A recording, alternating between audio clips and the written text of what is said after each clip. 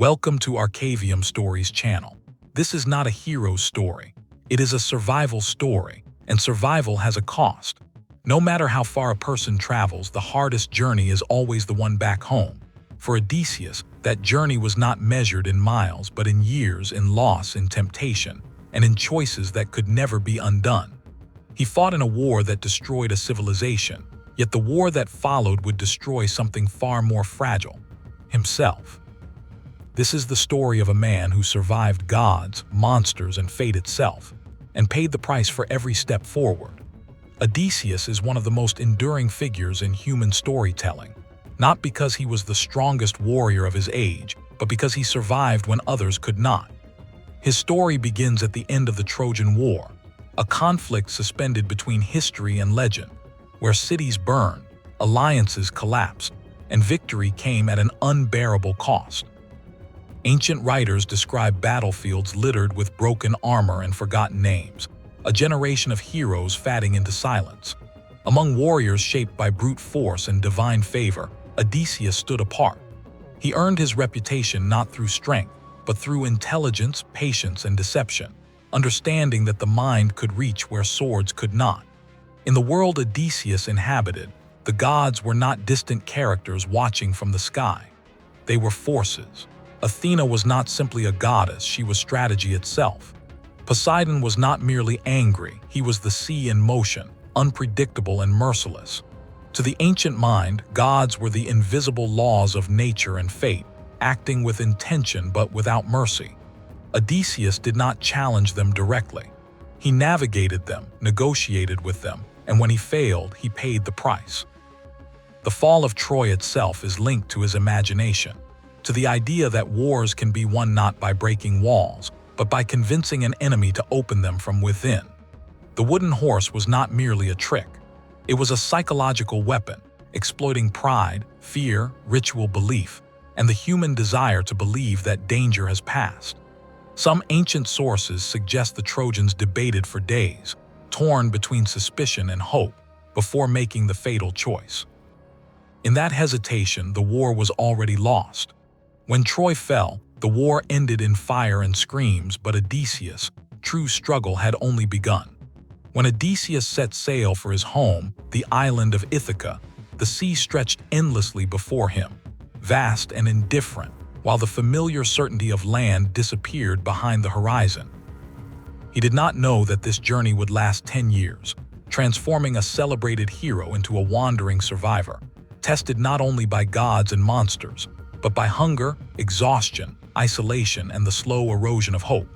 Ancient sailors believed the sea was alive, listening, reacting, remembering. To anger the sea was to invite punishment. To respect it was to survive, if only briefly. Each island became a trial. Each decision carried consequences that echoed long after the sails were raised again. In the land of the Cicons, victory turned to disaster when discipline failed, reminding Odysseus that success itself can be dangerous. On the island of the Lotus Eaters, his men tasted forgetfulness, their memories dissolving as if home had never existed, their eyes empty of longing. This was not a curse of violence, but of comfort. Odysseus was forced to drag them back to the ships, choosing cruelty over oblivion, leadership over mercy, knowing that a leader sometimes must be hated to be obeyed. In the cave of the Cyclops, Odysseus faced raw strength without reason, a creature that knew no laws, no hospitality, no mercy. Trapped in darkness, surrounded by the bones of the dead, the smell of blood heavy in the air, Odysseus escaped not by fighting but by thinking. He blinded the monster with fire-hardened wood, called himself nobody, and turned language itself into a weapon.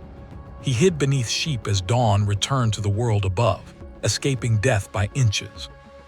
It was a victory born of intelligence, yet it carried the seed of future suffering. Pride followed him across the water. When Odysseus revealed his true name, his voice carried over the waves like a challenge to fate itself. In that moment, he did not offend a god as a character. He offended a force. Poseidon answered not with words, but with storms. From that moment on, the sea became a conscious enemy. Winds shattered masts. Waves erased direction. Shores appeared only to vanish again.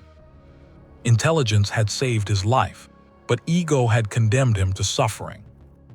As the journey continued, Odysseus encountered dangers that did not seek to kill him, but to erase him. The Lotus Eaters offered forgetfulness, a life without memory, responsibility, or pain, a seductive promise of peace without purpose.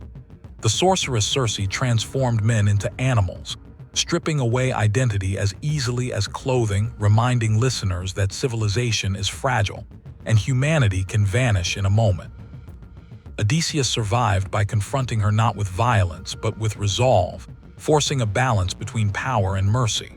For a time he stayed, learning, resting, almost forgetting his own urgency. Even safety became a test. Before he could continue, Odysseus was told that his path forward required knowledge no living man desired. He descended into the underworld, guided by ritual and fear, to speak with the dead. There in the realm of shadows, he met the blind prophet Tiresias, who did not offer hope but truth.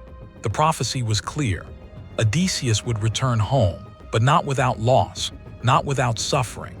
He was warned that his men would die, that his choices would shape his punishment, and that fate could not be escaped, only delayed or endured. To know the future was not a gift, it was a burden. The sirens offered something far more dangerous than death. They offered knowledge without consequence, truth without effort. Their song promised the full understanding of the world, of the past and the future, of every hidden thing.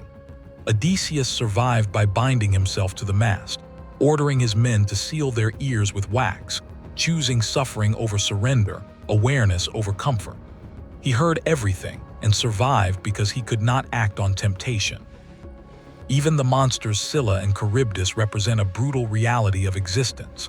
One path meant total destruction, the other meant sacrifice. Ancient audiences understood this well, for their lives were shaped by war, famine, and impossible choices. Odysseus chose loss over annihilation, steering close to Scylla, knowing men would die, knowing he would hear their screams and carry them forever in memory. Fate was not avoided, it was fulfilled. Perhaps the most revealing moment of Odysseus' journey comes not in battle but in stillness.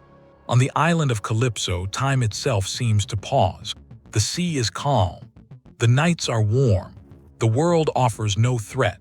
Odysseus is offered immortality, eternal youth and freedom from suffering and escape from history itself.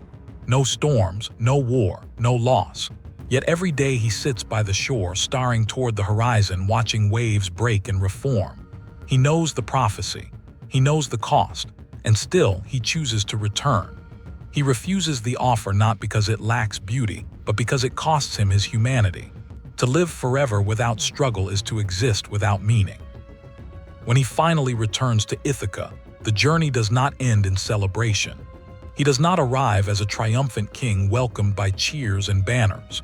He returns as a beggar, disguised, unrecognized, his body scarred, his voice ignored, his name erased. Fate tests him one final time. He watches strangers feast in his home, wasting his wealth, plotting to steal his kingdom and force his wife into marriage. Penelope waits, clever in her own way, delaying fate through patience and deception, mirroring Odysseus across the distance of years. Two minds resisting collapse, two survivors of time. He listens. He waits. He measures their cruelty against his restraint. His final victory is not built on rage but on control. When the moment comes when the bow only he can string bends once more in his hand, time seems to narrow to a single breath. The mask falls away. Justice is swift, precise, and final. Order is restored not through chaos but through intention. The story of Odysseus endures because it reflects a timeless truth. Survival is not about strength alone. It is about adaptability, memory, and self-control. It is about resisting the comfort of forgetting, enduring the weight of prophecy, and accepting responsibility for one's actions.